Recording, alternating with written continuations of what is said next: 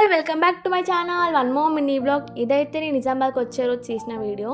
ఇది చాలా days back తీసిన వీడియో కూడా. చాలా డేస్ అయిపోయింది పెట్టక పోస్ట్ చేయక. ఇంక ఈ బ్లాగ్ తోటి అయితే హైదరాబాద్ వీడియోస్ అన్నీ ఎండ్ అయిపోయి నిజామాబాద్ వీడియోస్ స్టార్ట్ అయిపోతాయి మీకైతే. ఇంకా నేను మార్నింగే లేచాను, 5:30 అలా రెడీ అయిపోయాను. 4:30కి ఏమో లేచాను, 5:30 అలా రెడీ అయిపోయాను. మా పిన్ని కూడా నాకు బాక్స్ అయితే రెడీ చేసి ఇచ్చింది అనమాట, పునుగులేసి ఇచ్చింది. మా తమ్ముడు అడిగి అడుగుతున్నాను అనమాట, అసలు నేను వెళ్తున్నందుకు ఏమన్నా బాధ ఉందా, పోనీ నేను వచ్చినందుకన్నా హ్యాపీగా ఉన్నావా అంటే ఏది లేదంటున్నాడు. ఆ రోజైతే నేను వెళ్తున్నాను ఇలా నిజామాబాద్కి, మా అన్నయ్య వాళ్ళు నిజామాబాద్ నుంచి వస్తున్నారు హైదరాబాద్కి. మా అన్నయ్య హాలిడేస్ ఫినిష్ అయిపోయినాయి. సో దానికోసం అని చెప్పి ఆడు హ్యాపీగా ఉన్నాడంట, వాళ్ళ అన్నయ్య వస్తున్నాడు అని చెప్పి. ఆడు ఇంకా మా అన్నయ్య అయితే సేమ్ పార్టీ. సో కాబట్టి వాడు హ్యాపీగా ఉన్నాడు.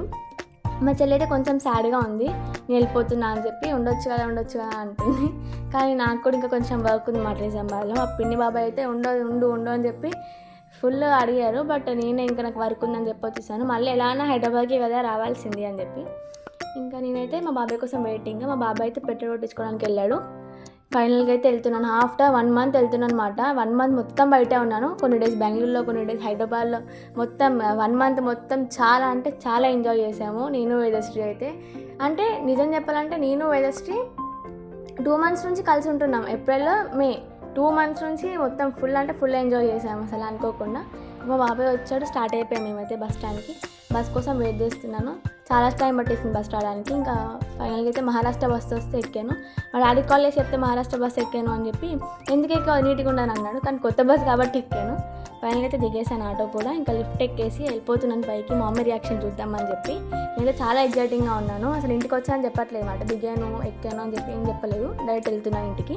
చూద్దాం మా మమ్మీ రియాక్షన్ ఎలా ఉంటుందని చెప్పి. మా మమ్మీ రియాక్షన్ నార్మల్గా ఉంటుంది, క్యాజువల్గా. చూడండి మీరు కూడా చూసారు, క్యాజువల్ రియాక్షన్ మా మమ్మీది అయితే ఏదీ లేదు. ఇంకా నేను వచ్చిన రోజే మా ఇంటికి రిలేటివ్స్ వచ్చారన్నమాట. వీళ్ళు ఆంధ్రాకి వెళ్ళాలి. సో దానికోసం అని చెప్పి 1 day స్టే కోసం వచ్చారు.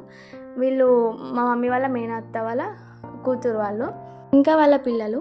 వీళ్ళతో మాత్రం చాలా ఎంజాయ్ చేశాను. వీళ్ళ లాంగ్వేజ్, వీళ్ళ స్లాంగ్ చాలా బాగుంటుంది. బట్ క్యాప్చర్ చేయలేకపోయాను. కానీ నెక్స్ట్ టైం వస్తే పక్క క్యాప్చర్ చేస్తాను వాళ్ళ స్లాంగ్ అనేది.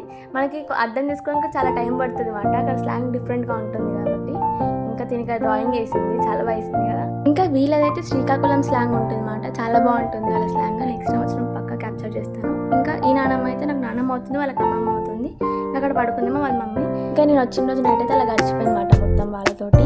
ఇంకా నెక్స్ట్ డే మార్నింగ్ అయితే వాళ్ళ కోసం అని చెప్పి మమ్మీ పునుగులు వేసింది. ఇంకా లంచ్కి అయితే చికెన్ బిర్యానీ చేసింది. ఆ రోజు వాళ్ళు వెళ్ళిపోతున్నారు అన్నమాట ఆంధ్రాకి, వాళ్ళకి ఆ రోజు ట్రైన్ ఉంది. ఇంకా ఎవ్రీ టైం చికెన్ బిర్యానీ చేసినా నేనే కలుపుతాను, నేనే మ్యారినేట్ చేస్తాను. Thank you for watching. Don't forget to like, share and subscribe to Someone Else channel. Bye bye.